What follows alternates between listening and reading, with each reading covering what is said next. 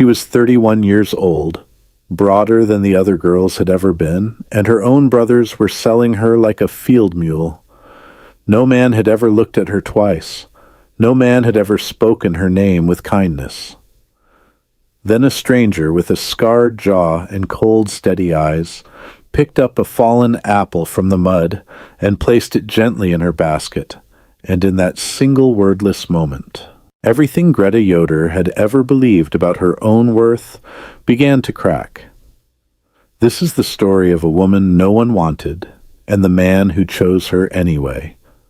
Drop your city in the comments and stay with me all the way to the end. The smell hit her first every morning. Wood smoke gone sour, iron rust bleeding from the old stovepipe, and beneath it all, the faint ghost of lard, burned black on the skillet the night before. Greta Yoder stood at the edge of the kitchen doorway and breathed it in, the way a person breathes in something they have no power to change. The floorboards were cold through her wool stockings.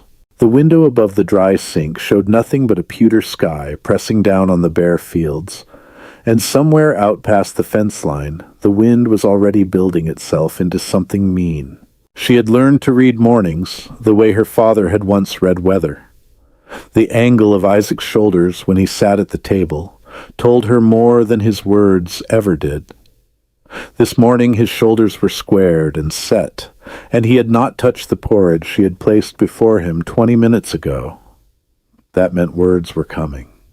Hard ones. She moved to the stove and kept her back to him. The porridge needed stirring. The fire needed tending. There was always something that needed her hands, and she had learned that busy hands gave a woman a reason to look away. "Greta," she stirred. "Greta, come here and stand where I can see you." She set the wooden spoon against the rim of the pot. She wiped her palms on her apron, a habit so old, she no longer knew she did it. Then she turned and stood in the middle of the kitchen floor, the way he liked hands folded, chin level, the way their father had taught all of them to stand when the head of the household was speaking. Isaac was 38. He had their father's jaw, and their father's eyes pale and flat as creek ice in January. He had a piece of paper on the table in front of him, and he had not unfolded it yet, and that unfolded paper was the most frightening thing in the room. "Sit down," he said. She sat. He unfolded the paper. He smoothed it against the tin surface of the table with both hands, taking his time letting her wait. Then he turned it so she could read it, though she already knew she would not understand all of it. The language was formal and full of terms she had only heard spoken by elders and lawyers. "Jebediah Greer has made an offer," Isaac said. "His farm runs south of Miller's Creek, 40 good acres. His wife passed in the spring. He needs someone to keep the house and tend the children." He paused. 3 children. Youngest is 4. Greta looked at the paper. Her fingers found the strings of her apron beneath the table. "He is 53 years old," Isaac continued. "He is not asking for much. He understands your situation." She did not ask what her situation was. She had heard it named often enough. 31 years old and unmarried. Fuller figured than any of the girls in the settlement, her dress let out at the shoulders twice in the last 3 years alone. A left leg that had dragged slightly since a fever when she was 9, not badly, but enough that people noticed, enough that people remembered. Enough. "The exchange is fair," Isaac said. "His south pasture borders our east fence line. We have needed that access since Father died." The strings of the apron twisted around her fingers. She watched them go white at the tips and did not stop. "You are a burden, Greta." He said it the way a man states the weather, no cruelty in his voice, which was somehow worse than cruelty. "You eat. You take up space. You have cost this family 3 years of waiting on a prospect that was never coming. Jebediah Greer is what Providence has provided." She looked up from the paper. She looked at her brother's face, at the pale, flat eyes that had watched her grow up in this house, that had seen her carry water and mend harness and salt pork, and put up corn and nurse their mother, through 2 winters of lung sickness, all without complaint, all without a word of acknowledgement. She looked at him and she opened her mouth, and then she closed it again. There was nothing to say. She had learned that too. "He will send word," Isaac said. "You will be ready." He folded the paper, stood, and walked out of the kitchen. The back door did not slam. It closed with a quiet, final click that was worse than any slam. Greta sat at the table for a long moment. Then she got up and went back to the stove. The porridge had begun to stick. She scraped the bottom of the pot and kept her eyes on the flame, and breathed through her nose until the burning behind her eyes went away. She had work to do. By mid-morning she was out behind the barn with the axe, working through a cord of wood that had been split green in September and was finally dry enough to be useful. The cold came in off the ridge in long rolling gusts that smelled of pine sap, and something sharper underneath the particular bite of early winter, announcing itself. Her breath came out in small white clouds. Her shoulders ached. She did not stop. Levi came out once to call her useless for stacking the splits wrong and went back inside. Jacob watched her from the hayloft door for a while, then disappeared. She was accustomed to being watched the way livestock is watched, assessed for what it can produce rather than what it is. She swung the axe. The log split clean. She stacked it. It was the sound that stopped her. Small, high, a thin keening just at the edge of hearing, coming from the tree line, 30 yards off, where the pines crowded up against the fence and the shadows stayed all day, regardless of sun. She stood with the axe in both hands and listened. There it was again. She set the axe against the splitting stump and walked toward the sound, her left boot, dragging a little in the frozen mud, leaving its familiar uneven track. She did not think about what she was doing. She simply followed the sound the way she had always followed anything that needed her, without asking herself first whether she had the right. The fox was young, not much more than a kit grown into its first winter coat, russet and gray and impossibly small against the dark, snow-dusted pine duff. It had the wire of a snare wrapped around its left foreleg just below the knee, and it had been pulling against it long enough that the fur was matted dark with blood. When it saw her, it scrambled and cried out and scrambled again, and then went very still, sides heaving, eyes showing white at the corners. "Hush now," she said. "Hush, I am not going to hurt you." She knelt in the frozen mud without thinking about her skirt. She could feel the cold seeping through the fabric immediately, that particular bone-deep cold of ground that has not been above freezing in weeks. She did not move fast. She let the fox see her hands before she brought them anywhere near. It kept her voice low and even, a steady murmur of nonsense words, the way she had talked to frightened animals since she was a girl. The wire was a simple loop snare, rabbit-sized, and it had tightened with the fox's struggling into something that would not loosen on its own. She worked at it with stiff fingers, coaxing the loop rather than pulling, taking the pressure off before she tried to widen it. The fox trembled under her hand but stopped fighting. Animals knew sometimes. They simply knew. The wire came free. The fox did not run immediately. It lay against the pine duff and breathed while Greta looked at the leg pressing gently around the wound with 2 fingers. Nothing broken. Deep cuts from the wire, and those would need cleaning, but the leg was sound. She reached into the pocket of her apron. She kept things there out of long habit, a clean strip of linen she used for wrapping the smaller jars. A tin of the drawing salve she made herself from plantain leaf and beeswax, and a small measure of pine resin, good for wounds that needed pulling clean. She had made a fresh batch in October and had half the tin left. She cleaned the wound with a corner of the linen, dampened with the water from her own mouth, the warmest clean liquid she had at hand. She spread a thin coat of the salve over the cuts. She wrapped the linen around the leg twice and tucked the end under itself to hold. The fox raised its head and looked at her. "There," she said. "That is the best I can do for you out here." She set it down carefully on the pine duff. It stood tested the wrapped leg once and then moved off into the tree line with a rolling three-legged gait, pausing once at the edge of the shadows to look back at her before it disappeared. She knelt there for a moment longer than she needed to. The cold had gone all the way through her skirt and into her knees. She did not entirely mind. She did not know she was being watched. On the outcrop above the tree line, where the rock shelf jutted out from the ridge and gave a clean view down into the valley below, a man stood very still. He had been moving along the ridgeline when the sound had drawn his attention downward, same as it had drawn hers. He had watched the whole of it, the careful hands, the murmured words. The economy of motion in someone who knew exactly what they were doing and did it without any audience in mind, without any thought of being seen. Silas Thorne was 39 years old. He had been in these mountains long enough that most of the valley folk had stopped trying to make sense of him and had settled for keeping a respectful distance, which suited him fine.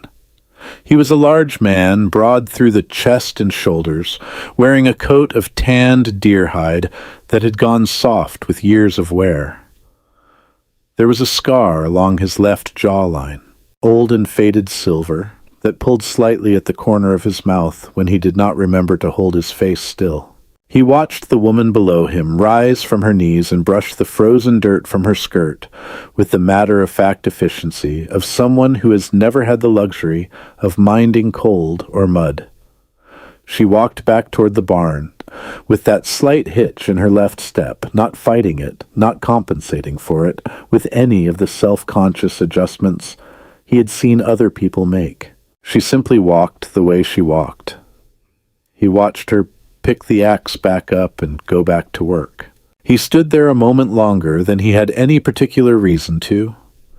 Then he moved on along the ridgeline, pulling his coat closer against the wind, and he did not examine why the image of those careful hands stayed with him as he walked. Supper that night was salt pork and boiled turnip and the heel of a loaf Greta had baked 2 days ago, gone stiff now and needing a soak in the pot liquor to be worth eating. She served it and then sat at the far end of the table and ate what was left, after the others had taken their portions, which was her habit and had been for as long as she could remember.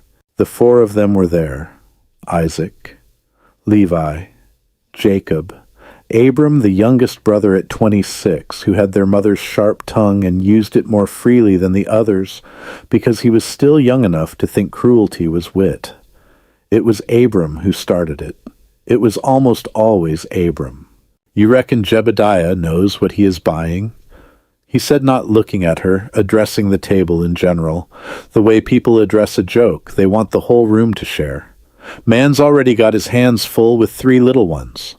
Adding a fuller load might tip the wagon. Levi snorted into his cup. "His eyesight ain't what it was anyhow," Jacob said. "Lost the good vision in his right eye last winter, I heard." "Explains it," Abram said. Isaac said nothing. He ate his salt pork and said nothing, which was his permission for them to continue, and they knew it. Greta looked at her plate. She chewed the tough bread, and she swallowed it, and she did not let her face change. This was a thing she had practiced for so long it no longer required effort. She had a face she wore at this table, smooth and blank as new-washed linen. And she wore it now. "At least the man can walk straight," Levi said. "More than can be said for some, I say." She reached for her cup. The water inside had gone cold. She drank it anyway. "That leg," Abram said, and shook his head with the theatrical sorrow of a man performing sympathy he does not feel. "Providence put that there for a reason, I expect. Some folks are built for the house and no further. She set her cup down. She folded her hands in her lap. She looked at a knot in the wood of the table, a dark whorl the size of a silver dollar that had been there all her life, and she breathed through it the way she breathed through all of it. The wind hit the north wall of the house with a sound like a fist. The tallow candle at the center of the table guttered and nearly went out. In the moment of near dark, before the flame steadied itself, Greta allowed herself one thing. She closed her eyes. She let herself feel briefly, fully, the particular weight of being unwanted in the house where you were born. Then the candle steadied. She opened her eyes. She ate. After supper, she washed the dishes in the cold water from the pump because the fire was banked for the night, and heating water was a luxury she had not been offered. Her hands went red and then white, and she kept working. When she was done, she dried everything and put it away and wiped the table and swept the floor and banked the fire properly so it would hold through the night. She was at the foot of the stairs, candle in hand, when she heard the knock at the door. Isaac answered it. She heard voices low and male, and then the particular silence that falls when men are delivering news they consider settled. She stood on the second step and waited. Isaac came to the foot of the stairs and looked up at her. "Elder Brenneman," he said, "come to let you know arrangements are made. Jebediah Greer will have his wagon at Pine Creek Station by 8 o'clock tomorrow morning. You will be there." "See." She looked down at her brother. The candle threw his shadow long behind him across the swept floor. "I will be there," she said. She said it the way she said everything in this house. Flat, steady, without a crack in it for anyone to see through. She went upstairs to her room. She sat on the edge of the narrow bed in the dark because she did not want to waste the candle, and she folded her hands in her lap, and she thought about the fox in the tree line, the way it had looked back at her from the shadows before it disappeared. She thought about what it meant to be small and hurt and caught in something you did not choose. Then she knelt beside the bed on the cold floor and she prayed. Not for rescue. She was not sure she believed rescue was something Providence arranged for women like her. She prayed for steadiness, for the kind of courage that is not loud and does not announce itself, but simply keeps a person's feet moving in whatever direction they must go. She prayed for a long time. When she was done, the cold had gone into her knees again, deep and aching, and she climbed into bed and pulled the quilt up and listened to the wind working itself into a fury outside the window. Somewhere out past the ridge, something was building. She could feel it the way she had always felt, whether not in her mind but in her bones. She did not sleep for a long while. And when she finally did, she dreamed of nothing which was sometimes its own kind of mercy. She was awake before first light. She washed her face at the basin, the water, a thin skin of ice, broken with her knuckles. She put on her second-best dress, the dark wool one, with the mended hem, because it was warmer than the first best, and warmth seemed more important than appearance today. She braided her hair and pinned it without looking in the small square of mirror above the basin. She knew what she looked like. She had never had any illusions about what she looked like. She went downstairs and made breakfast for 5 people, though she could not eat any of it herself. Her stomach was a closed fist. When the wagon was brought around, Isaac handed her up into the bed of it without a word. She settled herself on the board seat and put her basket on her knees, the one with the early winter apples she had picked from the cellar, because she had been told to bring a gift and apples were what she had. She looked straight ahead at the back of Isaac's coat as he took up the reins, and she did not look back at the house. She did not look back once. The road to Pine Creek was frozen mud and ruts, and the wagon shuddered over every one of them, and the wind had teeth, and the first fine grains of snow were beginning to come in off the North Ridge light, and sharp as glass dust against her cheek. She held the basket in her lap, and she kept her spine straight, and she thought about the fox, and how it had stood up on that wrapped leg and tested it, and how it had walked. One step, then the next. That was all that was ever required. And somewhere above the ridge, moving through the pines in long, quiet strides with a pack on one shoulder and a rifle on the other, a man she did not yet know by name was also making his way toward Pine Creek, though neither of them knew yet that their paths were about to cross on a frozen stretch of mud outside a trading post over a basket of red apples, and that nothing after that morning would be the same for either of them. The wagon pulled into Pine Creek settlement just as the snow began in earnest. Not the fine, sharp grains of the road, but real snow now kept coming down in slow, deliberate flakes that settled on the brim of Isaac's hat, and on the backs of the horses, and on the shoulders of Greta's dark wool dress, and stayed there because the cold was deep enough that nothing melted. The settlement was 6 buildings and a trading post and a livery. All of it hunched together against the ridge like animals sharing warmth. A few wagons were already hitched at the rail. A handful of men stood under the overhang of the trading post porch, hands wrapped around tin cups, watching the newcomers, the way men in small settlements always watched newcomers, with the particular, idle attention of people who have already decided what they think. Greta kept her eyes on the basket in her lap. Isaac brought the wagon around to the post side and hauled back on the reins. The horses stamped and blew. Levi was already climbing down from the back before the wagon had fully stopped, the way Levi always moved with the restless impatience of a man who considers waiting beneath him. Jacob and Abram dropped down after him. Isaac wrapped the reins and sat a moment looking at the men on the porch, making some private calculation. "Out," he said to Greta. She gathered her basket.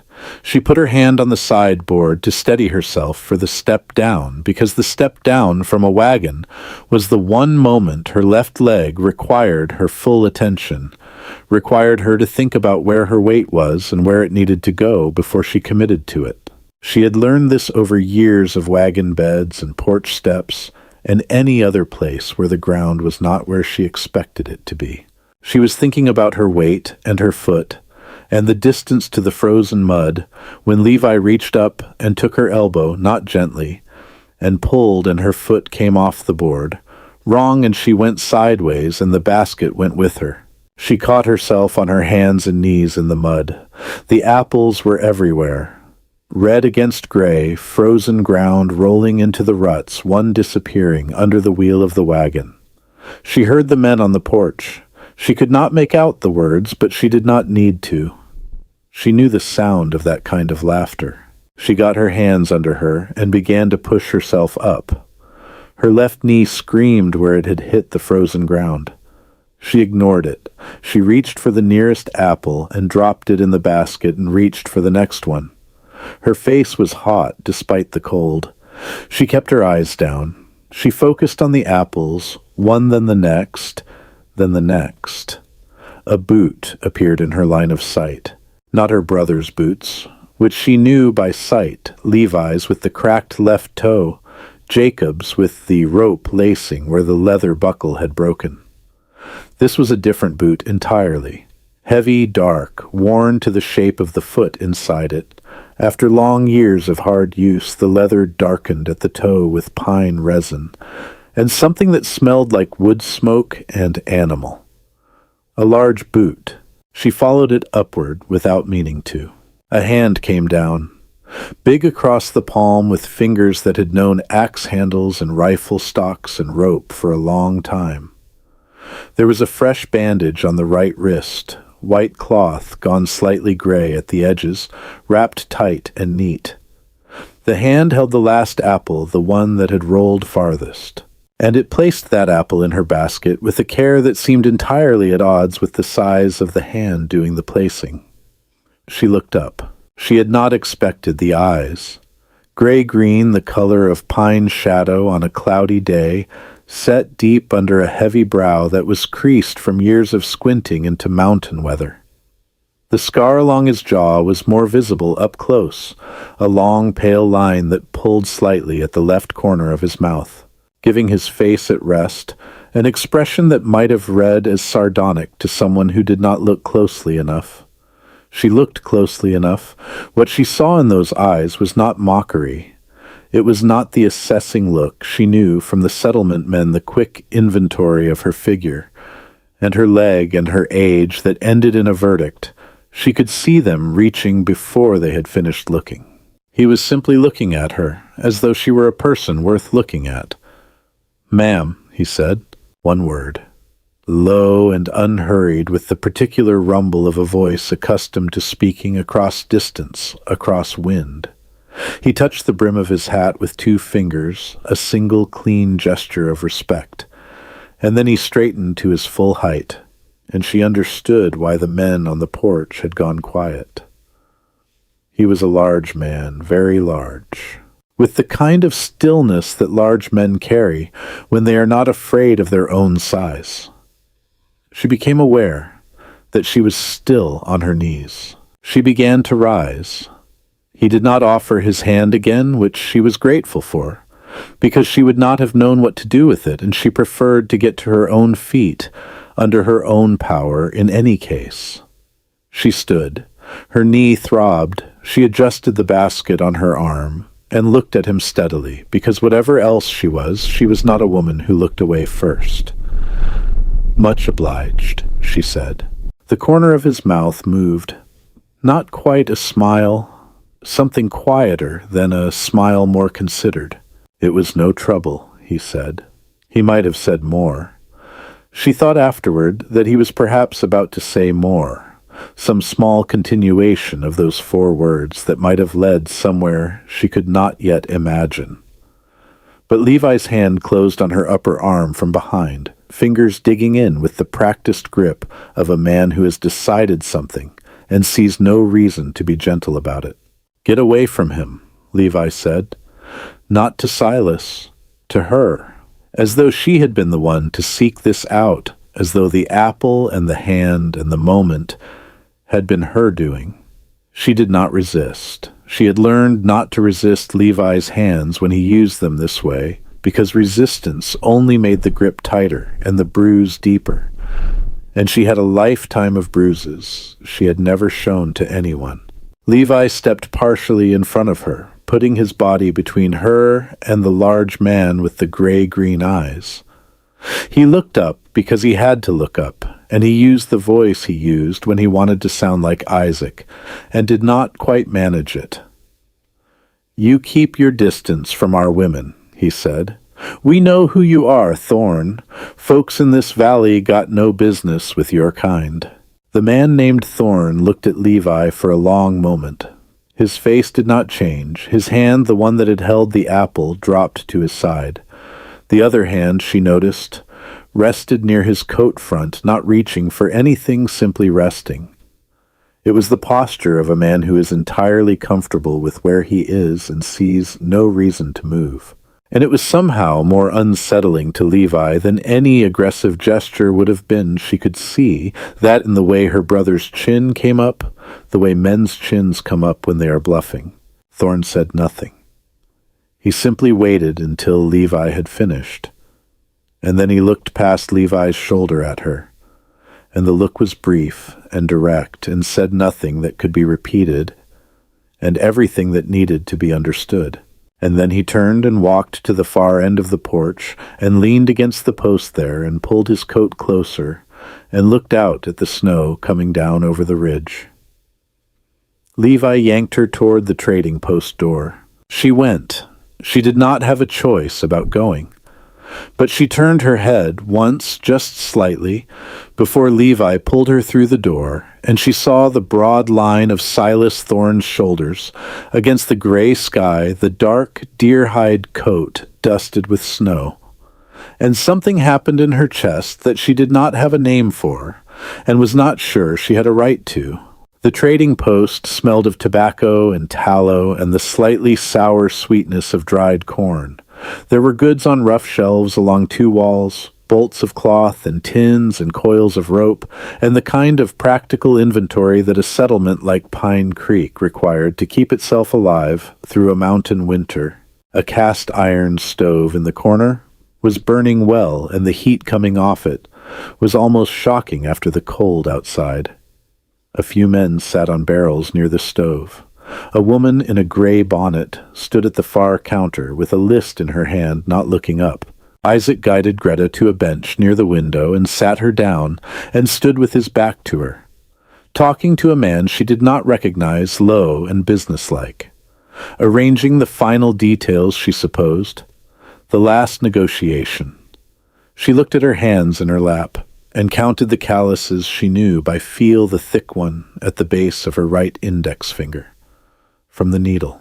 The ridge along her left palm, from years of axe handles and hoe handles and pump handles. Working hands. Useful hands. They had served this family for 31 years and would now be transferred to serve another. The thought came without warning, and before she could stop it. She let herself have it for just a moment, then she put it away. Outside the window, through the wavery old glass, she could see the porch. She could see the far end of it, where the snow was coming down steadily now, and where a large shape in a deer-hide coat stood very still, as though the cold and the snow were simply weather, and weather was simply weather, and there was nothing in this world worth flinching from. She watched him for longer than she meant to. He did not move. He did not look through the window at her. He simply stood in the falling snow and looked at the ridge, patient as stone. And she thought that here was a man who had learned to wait without hoping. And she understood that because she had learned the same thing. And it was strange and unsettling to recognize something of yourself in a stranger across a pane of wavery glass on the worst morning of your life. She looked away. She pressed her hands flat against her knees and looked at the wall and reminded herself of what she was. She was a transaction. She was an exchange for 40 acres of south pasture. She was a 31-year-old woman with a bad leg and a fuller figure and no prospects, and 4 brothers who had run the numbers and found her wanting. She needed to remember that clearly because the alternative was the gray-green eyes and the careful hand, and the single word spoken with more respect than she had been shown in a year, and the alternative was dangerous in a way she could not afford. She had closed that door firmly in her mind when Isaac came back to the bench, and behind him came a man she had not seen before. Jebediah Greer was older than she had imagined him. 53 was not so old, she knew that, but this man wore his 53 years in the particular way of men who have worked outdoors in hard country all their lives and not always eaten enough. He was lean in the way of old leather, dried out and tough. His eyes were pale, one of them slightly off-center in its focus, the right one, turned just a fraction toward the wall, in a way that made it hard to know where exactly he was looking. He had a hat in his hands, and he turned it continuously by the brim, around and around, a nervous habit that he seemed unaware of. He looked at her, or he looked in her direction. It was difficult to be entirely certain which. "This is her," Isaac said. Jebediah Greer's hat went around in his hands. He looked at Greta's left leg, or at least she thought he did. He looked at her figure. He nodded slowly. "She looks strong enough," he said. He spoke to Isaac. He did not speak to her. 3 young ones is a handful. I need someone that can keep up with 3 young ones. SMD. She is strong, Isaac said. Never sick a day in her life. This was not true. She had been sick many days in her life, but she did not say so. "The leg," Jebediah said, "does not slow her," Isaac said. "Works as hard as any man on the property." Jebediah's hat went around. He looked at her once more, the off-center eye pointing slightly past her left ear. She got a pleasant disposition. Isaac paused for just a fraction of a second. She is obedient, he said, which was not the same thing, and all three of them knew it. Greta sat on the bench and looked at the wall above Jebediah Greer's left shoulder and breathed slowly and steadily, and kept her face the way she had learned to keep it smooth and blank as new-washed linen. And she thought about the fox in the tree line, and she thought about getting to her feet under her own power, and she thought about nothing else, because there was nothing else safe to think about. "Right," Jebediah said. "We can settle the papers. I aim to be back on the road before this weather gets worse." The snow outside the window was coming down harder now. She could see it against the dark line of the pines at the edge of the settlement. She could see the porch was empty. Silas Thorne had moved on or gone inside somewhere, or simply disappeared back into the mountain country that had made him. She was not surprised. She had not let herself expect anything, and so there was nothing to be disappointed by. That was what she told herself, at any rate. Isaac and Jebediah moved toward the counter where the Post's owner could witness the papers. Levi went with them. Jacob and Abram drifted toward the stove, and the men on the barrels already losing interest in the proceedings now that the outcome was settled. Greta sat on the bench alone. She looked at her basket. 3 apples left, the ones that had not rolled into the mud. She had meant them as a gift, and now she was not sure what they were. She picked one up and turned it in her fingers, feeling the smooth, cool skin of it, the slight give at the stem end that meant it was past its best, but still good, still sweet inside if you bit through to it. She set it back in the basket. Outside, the snow was coming down so thick now that the ridge had disappeared entirely, swallowed into a white that had no edge and no definition.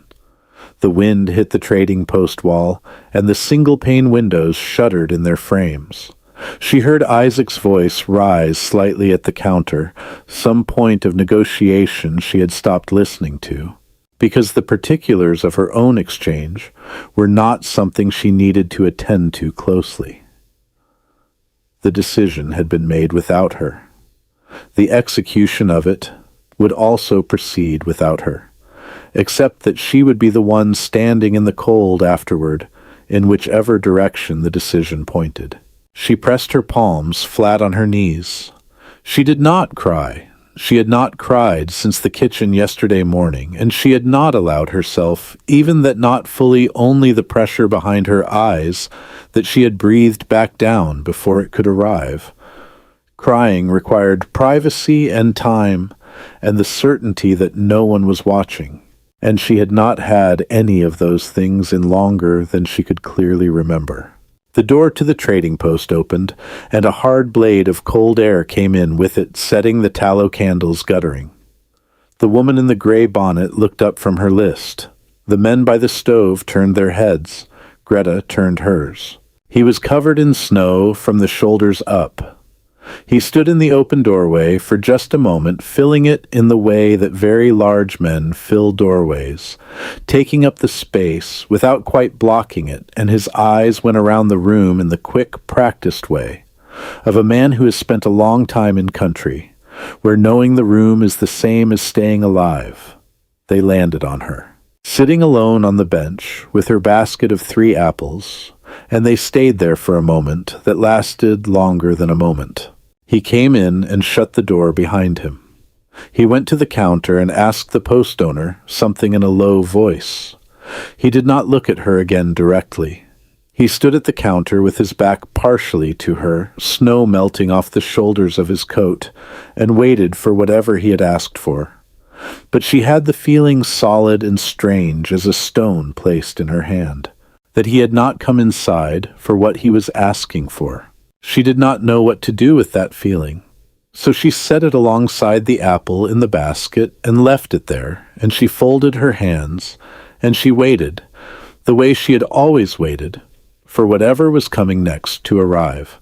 What was coming next arrived in the form of Isaac turning from the counter with the papers in his hand, and a look on his face that meant the numbers had settled and the thing was done, and Greta understood that the next few minutes would be the last few minutes of one life and the first few minutes of another, and she sat very straight on the bench and kept her hands flat and breathed.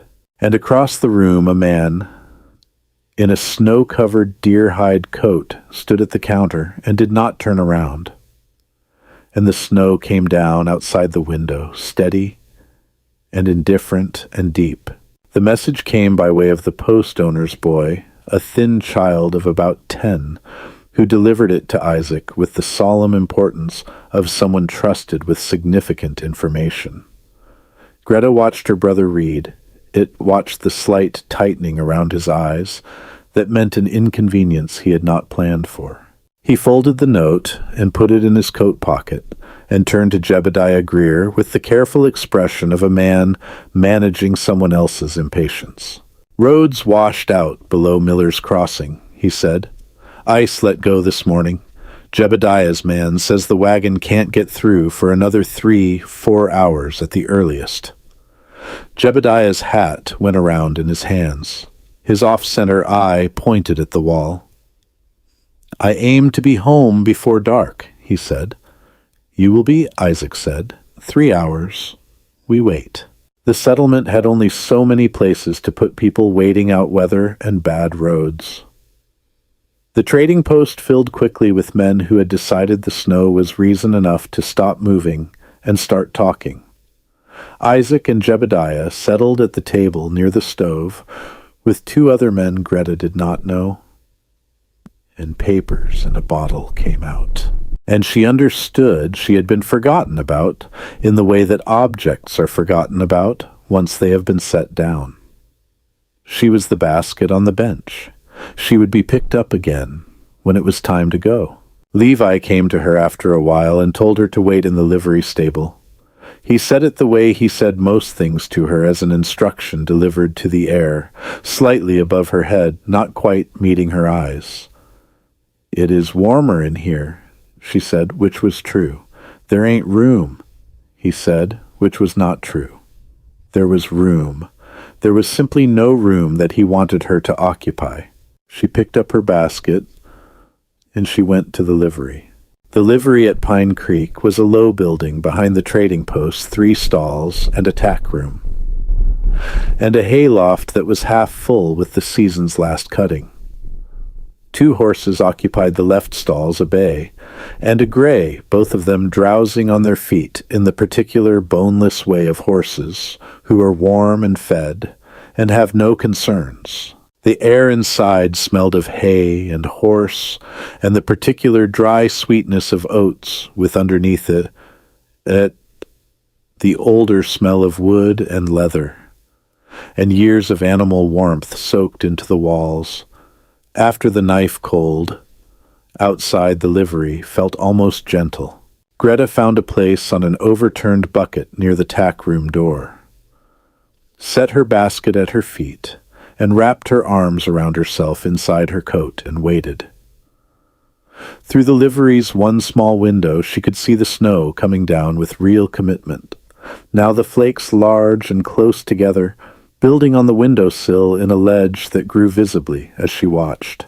She was looking at the snow when she heard the sound, a low sound, not quite a word, and not quite a breath, but somewhere between them. The sound a person makes when they are doing something that hurts, and are trying not to let on that it hurts. She turned her head toward the tack room. The door was not fully closed. Through the gap she could see the edge of a rough workbench, and a bar of pale light from a lantern hung on a nail above it, and a large hand pressing a fold of cloth against a forearm, with a pressure that the stiffness of the hand suggested was necessary, but not sufficient.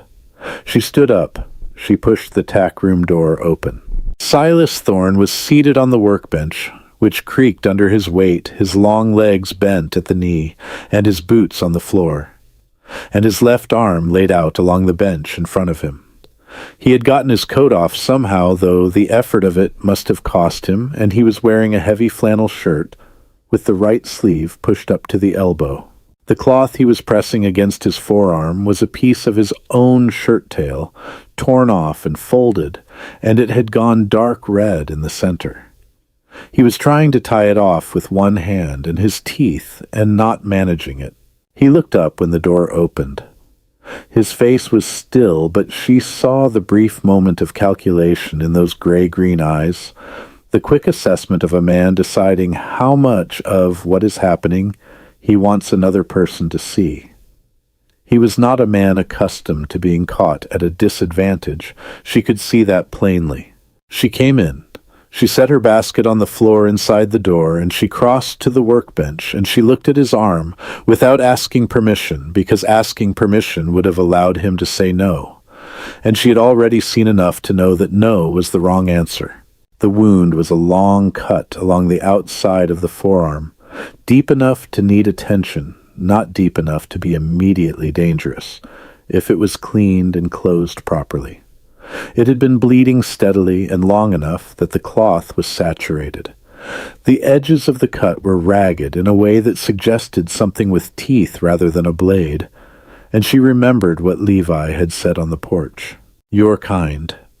She did not know what Levi had meant by that exactly, but she knew that Silas Thorne had been in the mountains last night, and she knew that mountains in winter had wolves, and she knew what a wolf-bitten wound looked like, because she had seen them before on the animals that came back from the high country, with stories written in their flesh. "That wants cleaning," she said. "I am aware," he said. "You are not going to manage it with one hand." A pause.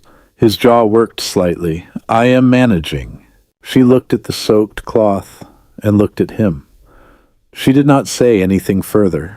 She simply reached into her apron pocket and brought out the tin of drawing salve and the remaining linen strips, and she set them on the workbench beside his arm. And she went to the bucket in the corner and found it half full of water that was cold but clean, and she brought it over. And she sat down on the stool that was pushed under the bench, and she looked up at him and waited. He looked at her for a long moment. Then he moved the soaked cloth away from the wound. She worked quietly. She had learned a long time ago that the best way to help a person who did not want to be seen needing help was to be matter-of-fact about it, to treat the wound as a simple problem with a straightforward solution and not make it mean anything beyond itself. She dipped the linen in the cold water and cleaned the cut in careful strokes, working from the center outward, removing the dried blood and the grit and what she suspected was pine bark. He did not make a sound. He held his arm still, with the practiced stillness of a man who knows how to be hurt without performing it. She pressed the edges of the cut together and held them. The bleeding slowed. "This will need closing," she said. "Have you a needle?" He reached past her with his free hand and opened a small kit on the far end of the bench. A rolled leather case of the kind that hunters and trappers carried everything a man might need to repair himself or his gear, far from any settlement. There was a curved needle inside and a length of sinew thread. She took them. He looked at the needle in her hand. "You'd done this before." "My father had no daughters who were permitted to be squeamish," she said. Something shifted in his face, not quite a smile, but adjacent to one, a slight warming in the gray-green eyes that changed the quality of the light in them. She looked back down at the wound and began to close its small, tight stitches evenly spaced, the way her mother had taught her on cloth before she had ever practiced it on flesh. He watched her hands. She was aware of being watched, but not in the way she was accustomed to being watched. There was no inventory in it, no assessment. He watched her hands the way a person watches a thing they find genuinely interesting, with the focused attention of someone learning rather than judging. "You were the one," he said, "yesterday, near the tree line." She did not stop working. "I do not know what you mean." "The fox," he said. Her hands stilled for just a moment. She made herself continue. "You were watching." I was on the ridge. I was not watching. Not at first. Another pause, the kind that felt like a man choosing his words the way he would choose his footing on uncertain ground. I could not help but see. She tied off the last stitch and cut the sinew. She spread the drawing salve over the closed wound with 2 fingers, working it in gently. He had a long-healed scar on the same forearm. She noticed a wide, pale band that had the look of an old burn. She did not remark on it. She began to wrap the linen. Round and round, firm, and even the way she had wrapped the fox's leg. He held his arm steady for her. "What happened?" she asked. "With the wolf." Wolves, he said, 2 of them, working together. At night. They had been following the same trail I was following. We disagreed about who had the prior claim. She looked up at him. 2 wolves. They came out on the losing end of the disagreement, he said with the flat simplicity of a man stating a fact that requires no embellishment. She looked back down and tied off the bandage. "And this," she said, touching the old scar on his forearm without quite thinking about it, the healed burn. She realized what she had done immediately and began to pull her hand back. He did not pull away. "Old story," he said, "not one worth the telling." But his voice had changed when he said it, dropped a note lower and gone slightly rough around the edges. And she understood that it was in fact a story very much worth the telling, and one that he had stopped telling a long time ago. She understood that because she had stories like that herself. She removed her hand. She began putting her things back in her apron pocket. The tin of salve, the remaining linen, the needle and sinew she left on his kit. "You are good at that," he said. "I have had practice," she said. 4 brothers and a farm is practice enough?" "Not the stitching," he paused, "the quiet of it." She looked up at him again. He was looking at her directly, the way he had looked at her in the mud outside, without the sidelong quality of most men's looks, without the thing she could usually see in men's eyes when they looked at her, that told her they were looking at her figure and her leg and her age before they were looking at her. He simply looked at her, and she was the thing he saw. She did not know what to say to that. In 31 years, she had not accumulated much practice at being seen and having someone name it. "Much obliged," she said. It was inadequate. She knew it was inadequate. "Right kind of you," he said. "Truly." He moved his arm and looked at the bandage. He pressed the outside of it with 2 fingers, testing, and seemed to find it satisfactory. Outside, the wind hit the livery wall, and the lantern swung on its nail, and their shadows moved together across the rough boards. She should go back to her bucket. She knew she should go back to her bucket, and wait for Isaac to come and get her and put her on Jebediah Greer's wagon. That was the shape of this day. That was what this day was. She knew it clearly. She stayed where she was. That man, she said. Jebediah Greer. She had not planned to say it. She heard herself saying it as though from a slight distance. Silas looked at her. He waited. "My brothers have arranged something with him," she said. "I am to go to his farm. He needs someone to keep his house." She said it plainly, the way she said difficult things without decoration, because decoration would have made it worse. "I do not want to go." The words sat in the air of the tack room between them. She had not said them to anyone. She was not entirely sure why she was saying them to him, to a near stranger, sitting on a workbench in a livery, with her stitching in his arm. Possibly because he was the only person in Pine Creek settlement who had looked at her as though her wanting something was a thing that might matter. Silas was quiet for a moment. The horses moved in their stalls, and the lantern swung, and the snow tapped at the small window. "How old are you?" he said. 31. "Old enough," he said, "to decide your own direction." "Not in my community," she said. Not as a woman without a father living. He looked at her steadily. His face was difficult to read, not because it was blank, but because it was careful. A face that had learned to hold things close, and had been doing it for a long time. She watched him think. Greer is not a kind man, he said at last. She looked at him. I know of him, Silas said. I have been in this valley 7 years. A man hears things.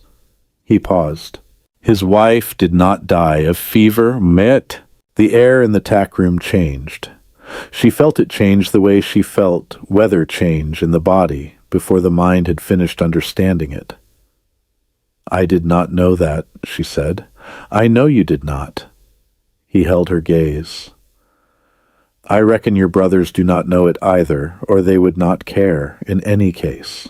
He said the last part quietly, without judgment in it, but she heard it for what it was, an honest accounting. She looked down at her hands in her lap.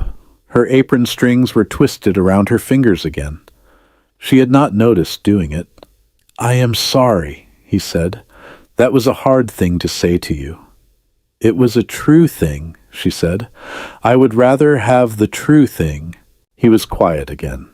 Then he reached into the leather kit, still open on the bench, and took out a small wrapped square of something folded in a piece of cloth and tied with a strip of sinew. He pulled the sinew and the cloth fell open, and inside was a section of honeycomb, thick and deep amber, the wax white as cream. He looked at it for a moment, and then he broke it in half along a natural seam, and held one half out to her. She looked at it. She looked at him. Trade, he said, for the doctoring. You do not need to trade, she said.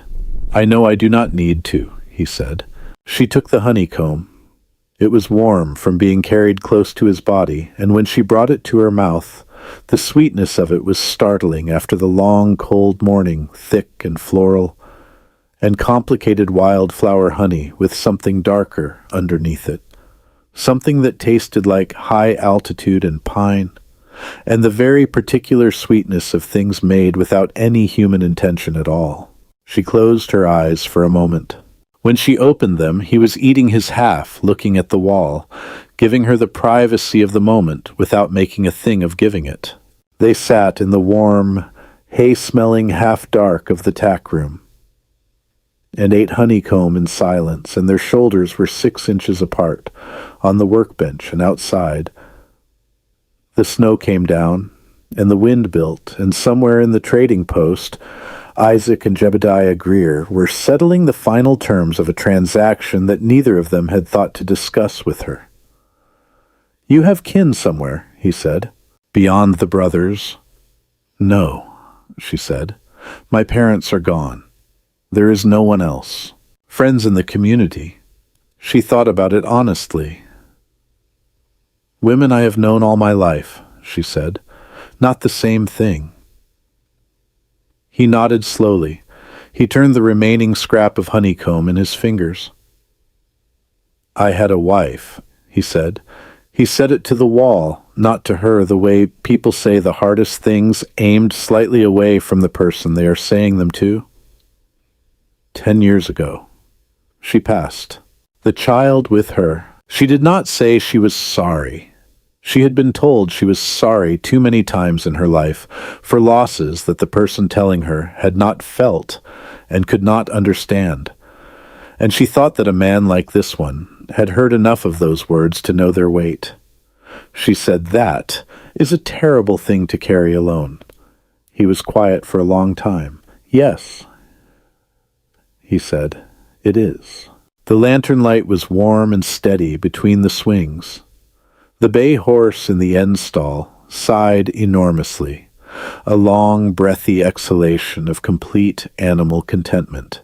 And despite everything, despite the morning and Jebediah Greer and the papers being signed in the room behind the trading post counter, Greta almost smiled.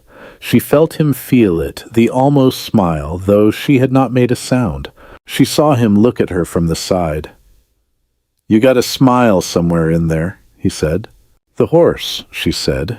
He listened, and the horse sighed again, and the corner of his mouth moved in the way she had already begun to recognize, that near smile that was more honest than most men's full ones. They sat with the joke between them, small and warm as the honeycomb, and for a moment the tack room was simply a tack room, and the snow was simply snow, and she was simply herself, sitting next to a person who did not require her to be less than herself. And that was so uncommon a feeling that she did not know at first what it was. Then the trading post door banged open, somewhere across the yard, loud enough to carry through the livery wall, and she heard Levi's voice, and then Isaac's, and the specific tone that meant the road had cleared, and the wagon was ready, and the transaction was about to be completed. She stood up. She straightened her apron. Silas stood too, all of him filling the tack room differently than the room had been filled before, and she was aware again of how large he was and how still, and she was aware that he was looking at her with that direct look that saw her, and she picked up her basket from just inside the door, and she looked at the remaining 3 apples in it, and she did not know what to do with any of it. The apples, or the look, or the honeycomb, still sweet on her tongue, or the fact that she had said out loud, for the first and possibly last time, that she did not want to go. "Greta," he said. She looked up. He had not used her name before. She did not know how he knew it, though in a small settlement there were very few things a man standing quietly on the edges of a gathering did not hear. He looked at her for a moment with his face open in a way it had not been opened before, showing something she did not have a name for, but recognized by instinct. The look of a man who is about to say something that has surprised him by arriving. Then the livery door banged open, and Levi was there, snow-dusted and impatient. And the moment closed as cleanly as a hand closing over something small and kept. And Levi grabbed her arm and pulled her out into the cold. And the last thing she saw as the livery door swung shut behind her was Silas Thorne standing in the lantern light of the tack room, still and watchful, his bandaged arm at his side, and something in his face that she carried with her out into the snow and did not let go of. Even when the cold of the outside world came down on her all at once, like a door swinging shut on everything warm, the snow had stopped being decorative. What had come down in pretty curtains through the morning had become by early afternoon something with intention behind it. The flakes were smaller now and drove sideways on a wind that had no patience for anything standing in its way. The sky had gone the color of a bruise, that particular purple-gray, that mountain people recognized and did not mistake for anything other than what it was. This was not a flurry. This was the first real blow of a hard winter, announcing itself early and without apology. The yard between the trading post and the livery was a confusion of men and horses and raised voices. Everyone suddenly in a hurry to be somewhere that was not outside. Jebediah Greer's wagon had been brought around from wherever it had been waiting, a battered flatbed with a canvas top rigged badly over the bed, and Jebediah himself stood beside it, wrapped in a coat that had seen better decades. His off-center eye pointed somewhere past the hitching post. His hat turned in his hands with that continuous nervous rotation that she had come to understand was simply the way his hands behaved when he was not using them for anything else. Isaac and Levi had her between them before she had fully crossed the yard, one on each side, not touching her yet, but close enough that the message was clear. She had stopped requiring physical management a long time ago. She knew where she was supposed to go. She went. The ground was a misery. The morning's mud had taken on a skim of fresh snow over the frozen ruts, which made every step a negotiation between what the foot expected and what the ground intended to provide. For most people, this was an inconvenience. For Greta, with her left leg's particular habit of landing a fraction of a second behind her expectation of it. The yard was a map of possible disasters. She watched the ground. She moved carefully. She was watching the ground when Levi's hand closed on her left arm, and he pulled not forward toward the wagon, but sideways, cutting the angle, hurrying her across a stretch of ruts she had been intending to step around. Her left boot came down wrong. She did not fall. She caught herself lurching hard to the right, the basket swinging, but she caught herself, and stood, and found her footing, and straightened. The watching men on the porch saw it. She heard the particular silence that follows when people have witnessed something they find funny, but are deciding whether to laugh. One of them decided yes. She did not look toward the porch. She looked at the wagon, and she moved toward it, and Isaac came up on her right, and put both hands on her arms from behind to boost her up, which was the kind of help that does not ask whether help is wanted. And she grabbed the wagon board with both hands and pulled herself up and in and settled on the plank seat and set her basket on her knees and looked straight ahead. The canvas top over the wagon bed snapped and bellied in the wind. The horses were unhappy, moving their feet and tossing their heads, and Jebediah's man on the driver's bench was having words with them in a low, urgent tone that was not working. Jebediah climbed up beside her. He smelled of tobacco and unwashed wool and something else underneath, something sour and close that she could not name precisely and did not want to. He settled his weight on the plank seat, and the whole wagon shifted. He looked in her direction with his off-center gaze. "We aim to make good time," he said. "Road clears up past Miller's Crossing. We can be home before dark." She nodded.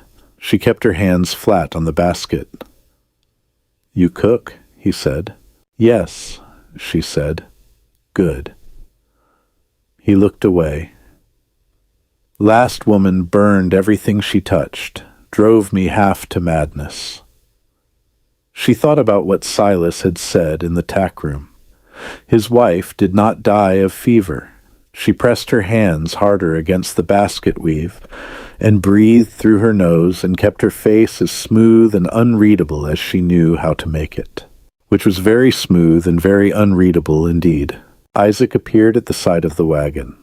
He looked up at her with his pale, flat eyes, and for a moment she thought he was going to say something that was not about the transaction, something that acknowledged 31 years of the same house and the same table and the same cold mornings. She waited for it. "Mind yourself," he said. "Do not cause trouble." She looked at her brother. She looked at him for a long moment, at the jaw that was their father's, and the eyes that were their father's, and the complete absence in his face of anything that had ever seen her as more than a line in a ledger. "I never have," she said. He stepped back from the wagon. He said something to Levi. Levi said something back. She stopped listening. The driver gathered the reins.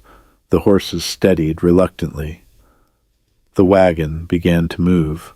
She did not look back at the trading post. She had told herself she would not, and she did not. She looked at the road ahead, at the ruts filling slowly with snow at the tree line on either side where the pines stood heavy-laden and dark. The wind hit the canvas top, and the whole rig shuddered. She was 3 yards from the trading post rail when she heard it. Not loud, not anything like a shout, simply a voice low and carrying with the particular quality of a voice that does not need to raise itself to be heard, because it is learned that calm travels farther than noise. "Hold up." The driver pulled back on the reins from the force of habit before he had thought about whether he intended to. The horses stopped. Jebediah turned on the seat. Greta turned. Silas Thorne came down off the trading post porch in 2 steps and walked across the yard toward the wagon with the unhurried directness of a man who has decided something and sees no reason to rush it now that it is decided. The snow drove against him, and he did not appear to notice. His coat was on the big deer-hide coat, and it moved around him as he walked. His eyes were on the wagon. On her. Specifically, though, she understood that the wagon was also included in his attention as a situation that needed addressing. The four brothers materialized from various parts of the yard, the way brothers do when they sense a unified response is called for. Isaac came from the porch, Levi from near the livery, Jacob and Abram from beside the water trough where they had been talking to someone not talking anymore, now moving with that particular shoulder-forward walk of men who want to be seen as a group. Silas stopped walking when he was 10 feet from the wagon.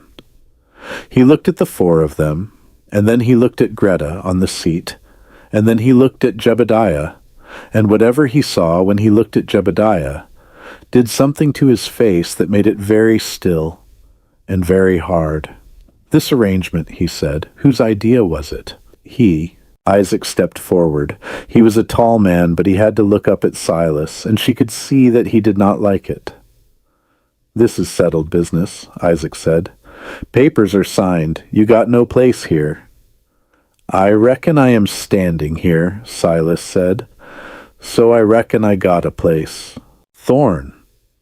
That was Levi from the left, putting Silas's name in his mouth, the way men put names in their mouths when they want them to sound like a verdict. "You are a mountain man with no community and no standing. These are community matters, and they do not concern you." "She concerns me," Silas said. The yard went quiet in a way that yards go quiet when something has shifted, and everyone present has felt it shift. Jebediah's driver sat very still on the bench with the reins loose in his hands. The men on the porch had stopped moving. The snow drove through the silence without caring about any of it. Isaac's face did something complicated. She watched it move through several calculations. "You do not know this woman." "I know enough," Silas said. "You know nothing," Isaac said. And his voice was rising now, the pale, flat eyes showing something behind them that might have been anger, and might have been something closer to shame. She had never been able to read her oldest brother clearly enough to know. She is 31 years old, and she has cost this family 3 years of... "She saved a fox's life yesterday in the cold," Silas said. "With her own hands and what she carried in her apron pocket, she saved a creature that was not hers and got nothing from it. This morning she stitched a wound that needed stitching, and did not make a thing of it, and did not ask for thanks." He paused. He looked at Isaac with those gray-green eyes that had gone flat and steady as mountain stone. "That is the kind of woman you are trading for a fence line." Isaac opened his mouth. "You will be quiet now," Silas said. He did not raise his voice. He simply said it with the finality of a man stating a fact about the physical world, and Isaac closed his mouth. Levi moved. He came in from the left with his hand going to the front of his coat, and Jacob shifted on the right, and Abram behind them made some sound that was meant to be threatening, and mostly was not. Silas did not look at any of them. He kept his eyes on Isaac. His right hand dropped to his side, loose and open, near, but not on the pistol at his hip. And the looseness of that hand was somehow more alarming than if he had reached for the weapon. "Jebediah Greer," Silas said, shifting his gaze to the man on the wagon seat beside Greta. "I know what happened to your wife." The hat stopped rotating in Jebediah's hands. The off-center eye went very still. "I reckon the elders in your community might find it interesting."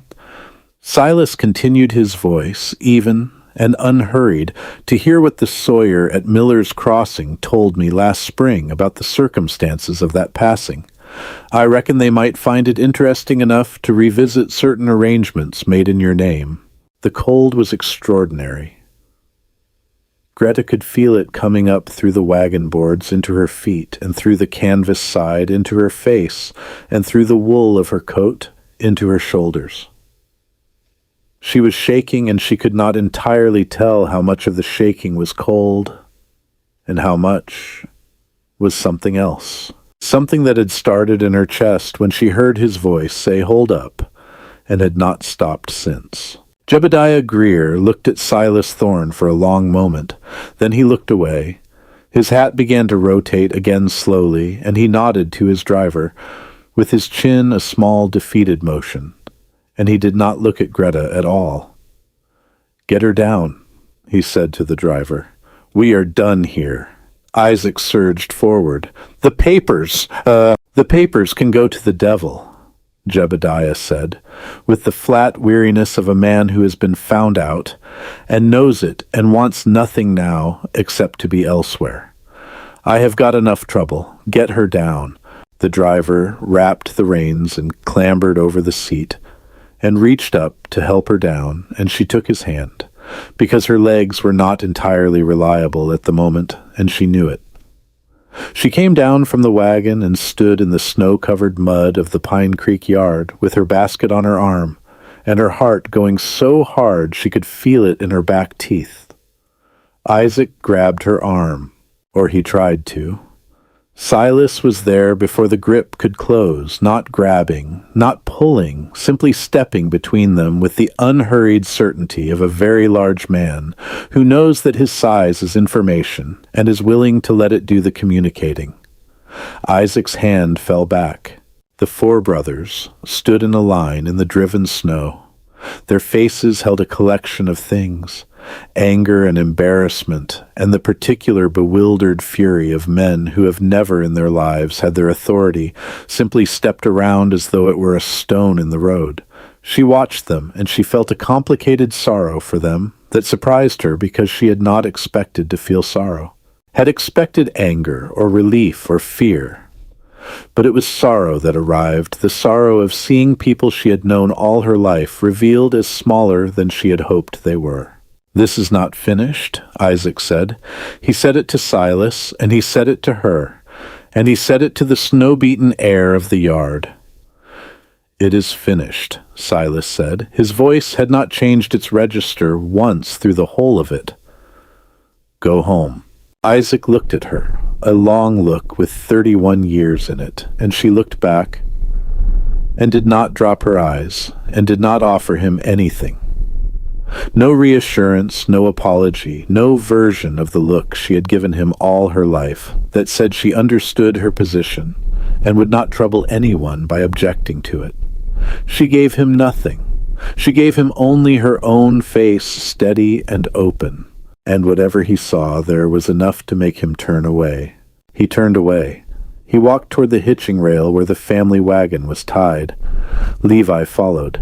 Jacob, Abram last, who looked back once with something in his face that might have been the beginning of shame, though she would never know whether it grew into anything. The wagon with the four brothers pulled out of the Pine Creek yard and into the white wall of the storm. And she watched it go, and she did not feel the things she had expected to feel. She felt the cold. She felt her own heartbeat. She felt the specific silence of something that has been going on for a very long time finally stopping. Silas came to stand beside her, not close enough to crowd her, close enough that his bulk cut the wind on her left side. She looked up at him. Snow was accumulating on the brim of his hat and on the shoulders of his coat and on the dark stubble along the line of his jaw. "Where will you go?" he said. She looked at the road that the family wagon had taken. She looked at the other road, the one that led south toward Jebediah Greer's 40 acres, and his 3 children, and his dead wife who had not died of fever. She looked at the sky, which was not a sky anymore, but a solid, moving white weight pressing down on the world. "I do not know," she said. It was the most honest thing she had said all day, which was a day that had contained a great deal of honesty. He was quiet for a moment. The wind hit them both, and she felt him lean into it slightly. The automatic adjustment of a man who has spent years in mountain weather, and she leaned too, and their shoulders touched for a single moment, before the gust passed and they both straightened. "My place is 3 miles up the ridge," he said. "Solid cabin, good stove, It will take us the better part of an hour in this weather." He paused. "You would have your own room. I would not—" He stopped. He looked at the road. He looked back at her. "I am not offering anything you have not chosen," he said. "I am only saying there is a place out of the storm." She looked at him. She looked at his face, at the scar, and the deep-set eyes, and the mouth that almost smiled, and the set of his shoulders in the driven snow. And she thought about 31 years of a kitchen that smelled of sour wood smoke, and a table where she had eaten what was left, and a family that had seen her as a number in an accounting. And she thought about honeycomb shared on a workbench, and a voice that had said, "Hold up," as though her direction of travel mattered to someone other than herself. She looked down at the apron strings twisted around her fingers. She made herself let go of them. She pressed her hands flat against the sides of her basket, and she felt the weave under her palms, and she breathed. She looked up at him. "All right," she said. He nodded once. He turned toward the livery where his horse was stabled. She walked beside him across the yard, her left boot leaving its familiar uneven track in the fresh snow alongside his, and she did not look back at Pine Creek settlement. Not at the trading post, or the porch, or the men who were still standing under the overhang, watching all of this, with the focused attention of people who would be talking about it for the rest of the winter. She did not look back. They were at the livery door when it happened. She heard the crack first. Enormous and immediate, the sound of green wood giving way.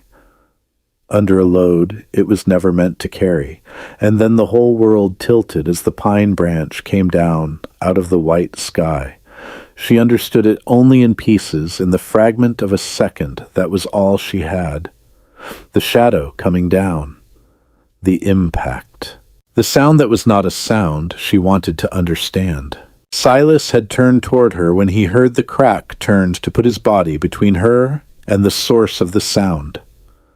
And so when the branch came down, it came down across his left shoulder and the side of his head. And he went down into the snow without a word, without any of the sounds a person makes when they are prepared for what is happening to them, because he had not been prepared for it. He had been turned toward her. She was on her knees beside him before she had decided to move. The branch was pine thick as her waist, brought down by the ice load that had been building on it since morning, and it had caught him across the shoulder and the temple, and lay now half across his back, in the churned snow. Blood was coming from his hairline, dark against the snow, spreading with the particular purposeful spread of head wounds that always looked worse than they were, and sometimes were exactly as bad as they looked. "Silas." She put her hands on his face. She turned it carefully. "Silas, can you hear me?" He did not answer. His eyes were closed. She looked up. Two men from the porch were running toward her across the yard. She looked at the livery door 2 feet away. She looked at the man in the snow at his size, at the distance, between where he was and where she needed him to be. She stood up. She got her hands under his arms. She braced her feet in the snow, her left leg screaming at the angle she was asking of it, and she pulled. She was a stout woman. She had been told so all her life, usually as an insult, and now she understood it as the plain fact. It had always been the fact of wide shoulders and strong arms, and a back that had been built by years of work into something that could, when it needed to move an impossible weight across frozen ground 1 inch at a time. She pulled. By the time the men from the porch reached her, she had him to the livery door. They took his shoulders, and between the 3 of them, they got him inside out of the driving snow. And she was saying things to them in a voice she did not entirely recognize, steady and specific, telling them what she needed: water and the lantern turned up, and her basket and something flat to lay him on. And they did what she told them, because her voice left no room for any other option. She knelt beside him on the livery floor with her hands on his face, and the lantern burning above them both. And the snow drove against the outside walls, and she could hear it building into something that would close every road off this mountain before nightfall. She pressed 2 fingers to the pulse point at his throat and found it steady and strong, and she closed her eyes for one single moment and said the only prayer she had left, which was not a request and not a bargain, but simply a statement of what she was willing to do, which was everything, which was whatever was required for as long as it took. Then she opened her eyes, and she went to work. She did not sleep the first night. She did not sleep because she could not afford to, and she had made her accounting clearly in the first hour, the way she made all accountings without sentiment and without pretending the numbers were different than they were.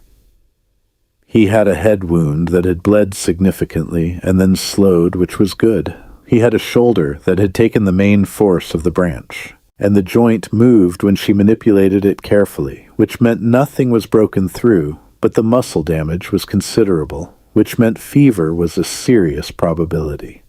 The cabin was 3 miles up the ridge on a road that no longer existed, under 4 inches of new snow and rising wind. They were not going anywhere tonight. The 2 men from the porch helped her get him onto a pallet of horse blankets in the livery's tack room. She thanked them and told them she had what she needed, and they went, because she did have what she needed, and her voice said so, and men generally believed a voice that spoke with that particular quality of absolute forward motion. She had discovered this about herself over years of managing a household where no one else was going to manage it. When she spoke as though the thing she needed was already settled, people treated it as settled. She built up the small iron stove in the corner of the tack room until the space was close and warm. She used the water from the livery bucket and her remaining linen and cleaned the head wound thoroughly, pressing a folded pad of cloth against it and holding the pressure long past the point where her arms ached. When the bleeding had fully stopped, she examined the wound by lantern light with her fingers and her eyes, and determined that the scalp was split, but the bone beneath it was sound, no give in it, no wrongness, which was the thing she had been most afraid of. She found dried yarrow in the lining of her apron pocket, the last of a small bundle she had been carrying since October habit more than intention. She steeped it in hot water from the stove. She found in the livery's supply shelf a tin of camphor salve and a bottle of something that smelled medicinal enough to be useful. She used what she had. She had always used what she had. Through the night she watched the rise and fall of his chest, and she listened to his breathing, and she changed the cloth at his head when it needed changing, and she fed the stove, and she prayed quietly and continuously, the way her mother had prayed, not with the formal language of Sunday meeting, but with the plain, honest words of a person talking to Providence about something that genuinely mattered.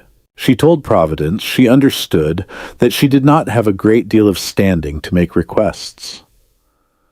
She had not been a remarkable woman in any of the ways that might earn her particular consideration. She was not beautiful or graceful or accomplished in any of the ways that got named and remembered. She was sturdy and capable and plain, and she had done her work without complaint, and had not asked for much because she had learned early that asking for much was a way of being disappointed reliably. But she was asking now. She was asking for this man to open his eyes.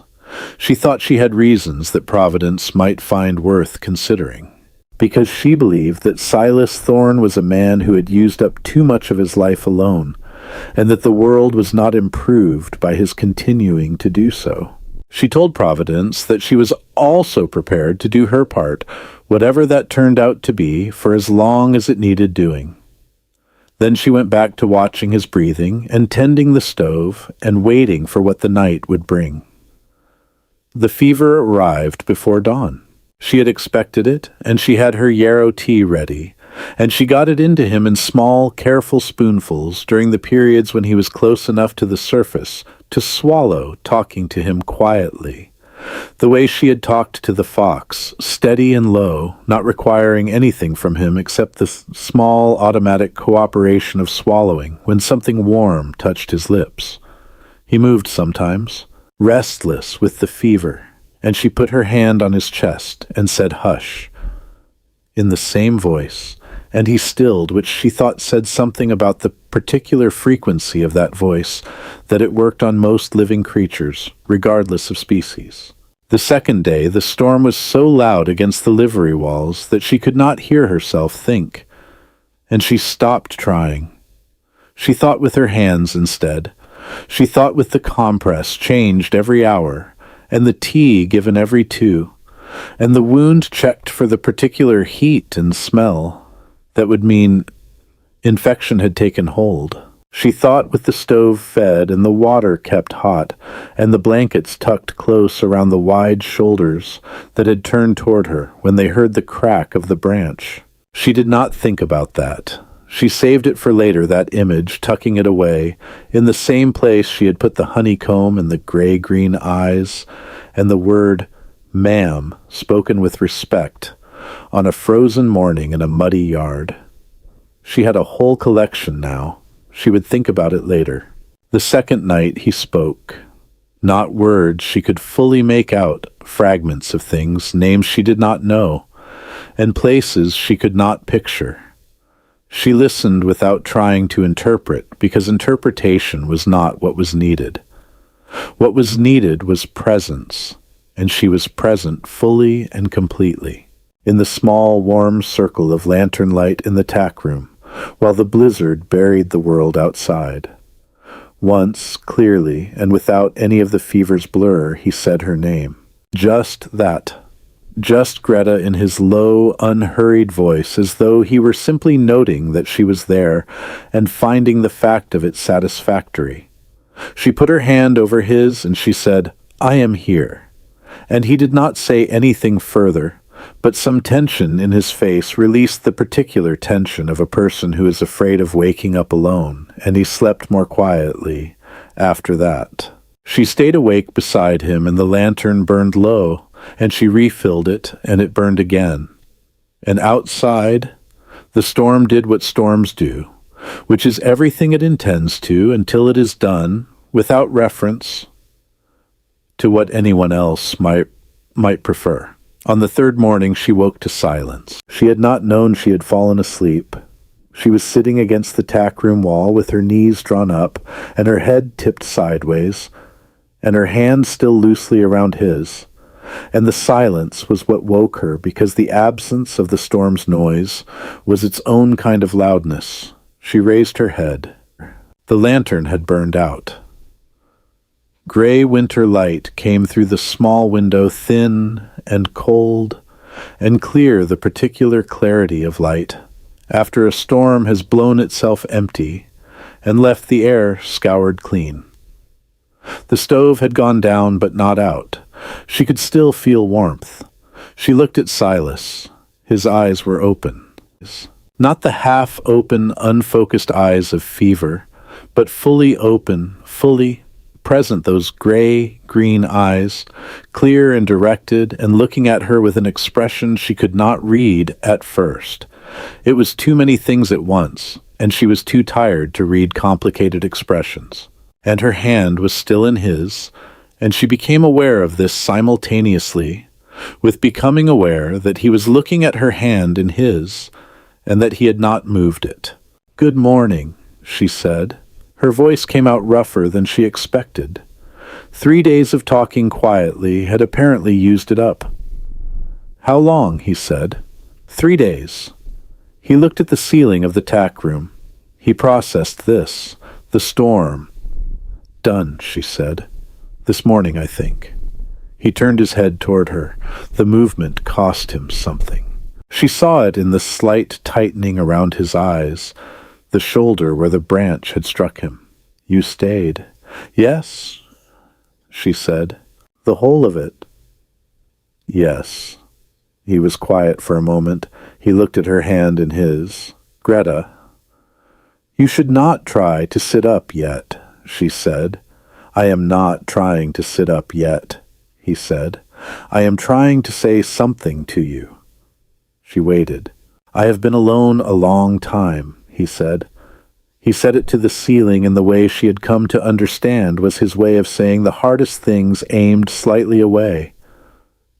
10 years is a long time to be alone in the mountains.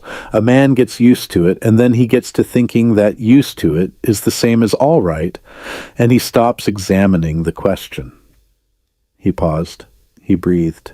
"I have been examining the question for 3 days off and on between whatever that fever was doing to my head."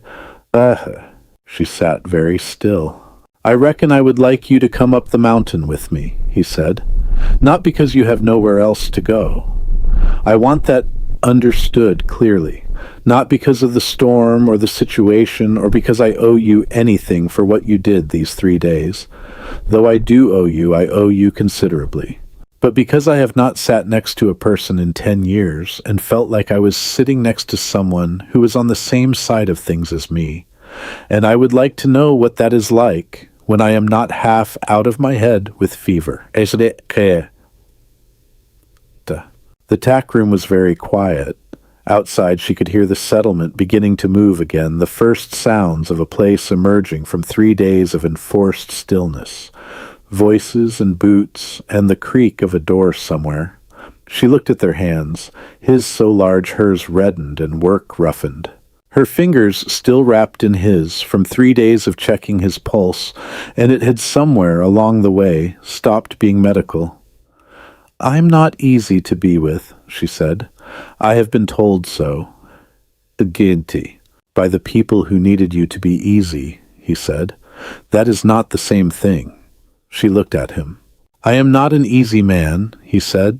"I have been gone from people long enough that I have lost whatever smoothness I might have had to begin with, which I do not reckon was much.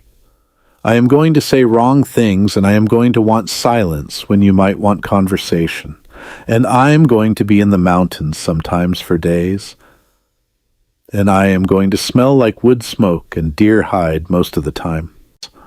"I know what you smell like," she said. The corner of his mouth moved.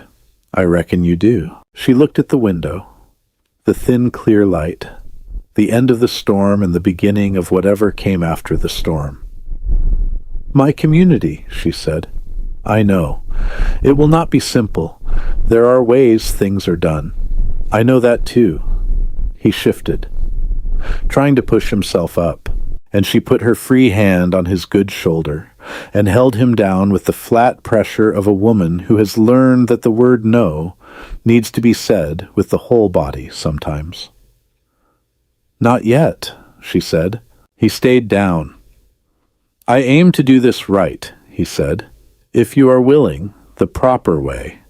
We find a minister. We stand up in front of him and we say what needs to be said in front of witnesses." He looked at her steadily. "I want it clear. To anyone who has any opinion about it, I want it absolutely clear."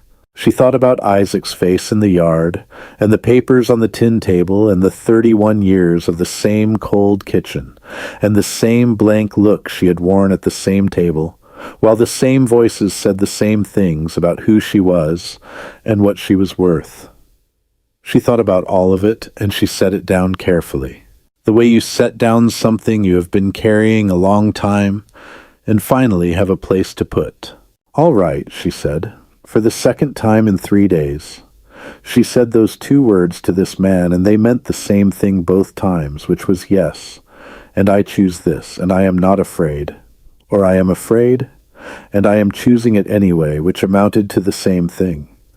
He closed his eyes. She felt some long-held tension go out of him through his hand and into hers like something released. He slept again easier than before. She sat beside him and listened to the settlement waking up outside and the clean silence where the storm had been. And she thought that this was what it felt like to be on the right side of a door that had been closed against you for a very long time. She was sitting there still and quiet when she heard the boots on the livery floor outside the tack room door. She rose and opened it. The two men from the porch were there, the ones who had helped her carry him in 3 days ago. They looked at her with the particular expression of people who have spent 3 days wondering how a thing was going and are relieved to see it went well. "He all right," the older one said. "He will be," she said. The older man nodded.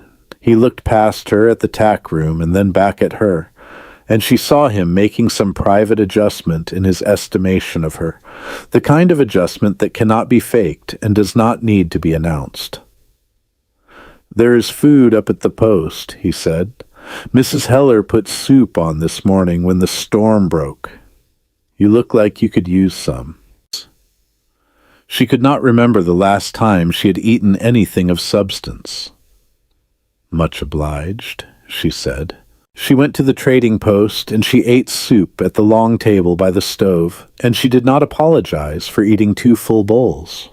Mrs. Heller, a round-faced woman of about 50, with kind eyes and flour still on her apron from morning baking, sat across from her and asked no questions, which Greta thought was one of the finest qualities a person could possess. When she went back to the livery, Silas was sitting up. She opened her mouth. "I am sitting up," he said before she could say anything. "I am not standing up. I have assessed the situation and determined that sitting up is within my current capacity." "You are a difficult patient," she said. "I have been told so," he said, and looked at her with that near smile, and she felt it warm and specific in the center of her chest. He was on his feet by afternoon, moving carefully, his hand against the tack room wall for the first moments. Until he found his balance, she stayed close without hovering, which was a skill, staying close enough to catch someone if they needed catching without making them feel like they were expected to fall. He did not fall. By the following morning, the road up the ridge was passable. The liveryman lent them his sled, and they loaded it with what little needed loading. Her basket, his pack, the kit from the workbench, and they went up the mountain in the pale, cold sunshine that follows a big storm. The snow, deep and blue-shadowed on either side of the runner, tracks the pines weighted white and silent. The whole world remade and clean. The cabin was exactly what he had said. Solid, a good stove. 1 large room and a small room off the back. And she understood without discussion which room was hers, and she put her basket in it and looked around at the 4 walls, and the narrow window that looked out toward the east where the mountains stepped down toward the valley in long blue ridges. And she thought that she had had worse views from windows that were supposed to be home. She found his pantry, and she took stock of what was there and what was needed. She built the fire up, and she started something on the stove, and she found a rhythm in the cabin, the way she had always found rhythm in a kitchen, the particular comfort of useful work in a warm space. And when Silas came in from checking on the horse, she had a meal on the table, and he sat down and looked at it, and then looked at her with an expression she had not seen on him before. "What?" she said. "Nothing," he said. "It has been a long time since there was a meal on that table that someone else made." She sat down across from him. She said grace quietly, the plain words she had said all her life, and he bowed his head, and she heard him say amen at the end, low and certain, and they ate. The minister came up from Pine Creek 4 days later, a lean young man named Whitfield, who made the ride on a spotted horse, and seemed entirely unsurprised by what he found when he arrived, as though people sent for him to perform marriages in mountain cabins, after blizzards all the time. Perhaps they did. She did not know enough about his work to say. There were 2 witnesses, the older man from the porch, whose name turned out to be Carol, and Mrs. Heller, who arrived with Carol in a wagon, and brought a loaf of bread and a jar of her own preserved plums, and embraced Greta upon arrival in the way that women who recognize something important embrace each other fully and without ceremony. They stood before Minister Whitfield in the center of the cabin, in front of the good stove on the floor that Greta had swept that morning. She wore her best dress, the one she had not worn on the morning of the trading post because warmth had seemed more important than appearance. She had been right then. She was not wrong now. Silas had cleaned up. She had not seen him in anything other than the deer-hide coat and the heavy flannel, and he was wearing now a dark wool shirt, brushed clean and buttoned to the collar, and he had shaved. And the scar along his jaw was more visible, without the stubble silver and certain, and he was still the largest person in the room by a considerable margin. And he was looking at her with those gray-green eyes in a way that made the room feel smaller than its dimensions. Minister Whitfield opened his book. The words were the old words, the ones she had heard at other people's weddings all her life, and had stopped expecting to hear at her own. She listened to them, as though she were hearing them for the first time, which in the way that mattered, she was. She said what she was asked to say. Her voice was steady. She had practiced for this, she realized, not for this specifically, but for the keeping of her voice steady under difficult circumstances, and there were worse preparations for saying important words in front of witnesses. Silas said his part. He said it looking at her, not at the minister or the book or the witnesses. He said it in the voice that carried low and certain, the voice that had said, "Hold up," across a snowy yard, and had said, "Come with me," and had said, "I aim to do this right." And she held those words, and his gaze and the warmth of the stove, and all of it together. The whole improbable accumulation of the last week, and she stood in it without flinching. Minister Whitfield said what ministers say at the end. Silas took her hand. Carol said something that made Mrs. Heller laugh. The plum preserves were opened. The bread was good. They were not words she had expected to use about a day of her life. But here they were. The bread was good. The fire was warm. The man across the small table from her had a scar along his jaw and gray-green eyes, and he was looking at her as though he intended to keep looking at her for a considerable time, which she found she did not mind at all. The winter was long, as mountain winters are. She learned the cabin, the way she had learned every space she had ever inhabited by its particular drafts, and its sounds and wind, and the way the morning light moved across the floor from east window to west.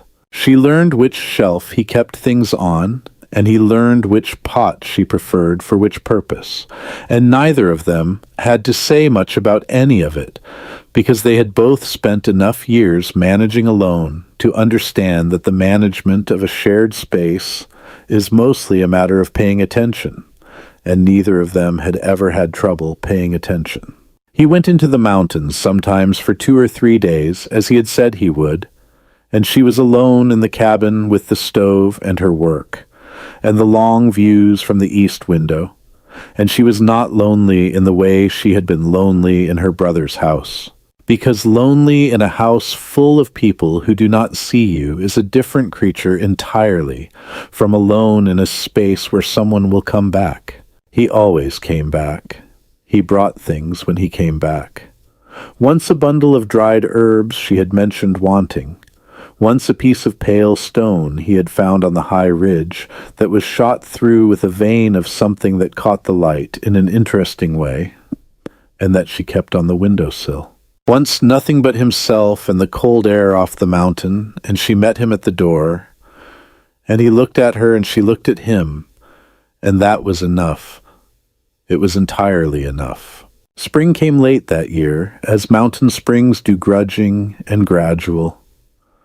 And then suddenly, all at once, she had her kitchen garden planned on paper through February and in the ground by May, and she had the east-facing slope behind the cabin, producing things she had wanted to grow for years, things her brother's farm had not had the soil for. Particular herbs and the small productive kitchen garden of a person who knows exactly what she means to do with what she grows. She wrote to one woman in the settlement, the one among her former community who had shown her something like genuine kindness over the years. Not a letter of explanation or apology, but simply a letter that said she was well, and that this was where she was, and that she wished the woman peace.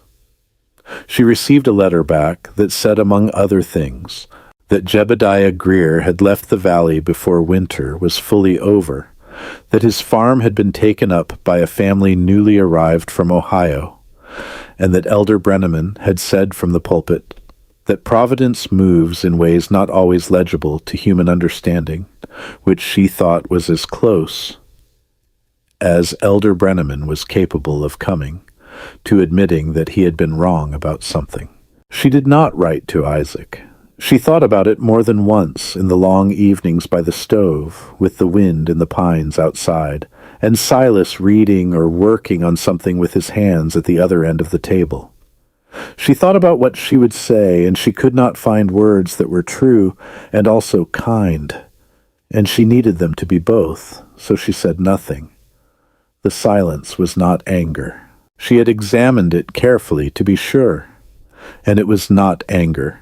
It was simply the acknowledgement that some distances, once established, serve everyone better left where they are. One evening in early June, she was at the table with flour on her hands, and flour apparently also on her nose, based on what she could feel there without quite being able to see it, working bread dough with the focused satisfaction of someone doing a thing they are good at and know they are good at, when the door opened and brought in the early summer evening cool, and pine-scented, and Silas, and behind him his cupped hands, and in his cupped hands a small clutch of the mountain wildflowers that came out in June on the south-facing slopes, tiny and blue and improbable at that elevation, the kind of flower that does not know it should not exist above the tree line, and exists there anyway.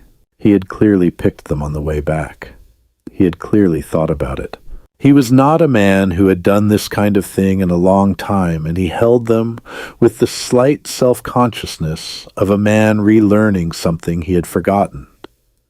But he held them, and he put them on the table beside her bowl, and he looked at her face, flower and all, with that look that she had accumulated into her private collection over the months, the look that was more honest than most men's full expressions and needed no translation. She looked at the flowers, she looked at him. She said, "Thank you." He said, "You are welcome," and he went to wash his hands at the basin, and the evening settled around them, ordinary and unhurried. Against the far wall, near the warmth of the stove, but not too near, stood a small wooden cradle. He had made it through the winter, working in the evenings, and it had taken him a long time, because he wanted it right. The joints fitted close, and the rockers even, and the whole of it sanded smooth as good intentions. It was pine, because pine was what the mountain provided, and it was solid enough to last, which was what he knew how to build things that held together under the weight of real weather and real use. She had not said anything when she noticed it taking shape. He had not said anything about it either. Some things in a marriage are understood before they are said, and some things are not said because saying them is not required, and silence can hold as much promise as words, if it is the right kind of silence and the right two people sitting in it. The bread dough was ready. She covered it with a cloth and set it near the stove to rise. She wiped her hands on her apron. She went to the east window and looked out at the long ridges stepping down toward the valley in the last light blue, going to purple, going to the first faint dark of a summer evening. She was a 31-year-old woman from a mountain settlement broader than the other girls had always been, with a left leg that went its own way, and hands that knew work, and a face that had spent too long wearing blankness as armor. She was none of the things she had been told a woman needed to be. She had not arrived here by any of the roads she had expected. She stood at the window of a cabin that was hers in a life that was hers, and she breathed the pine-cool air coming through the glass. And she felt the particular fullness of a cup that has been empty for a long time and has finally been filled to the actual brim. Not to the amount that someone else decided was sufficient, but to the brim all the way running over. Behind her. Silas moved around the cabin in the easy way of a man who is home. The cradle stood near the stove. The bread rose under its cloth. The mountain held them both in its enormous, indifferent, and somehow entirely sufficient hands.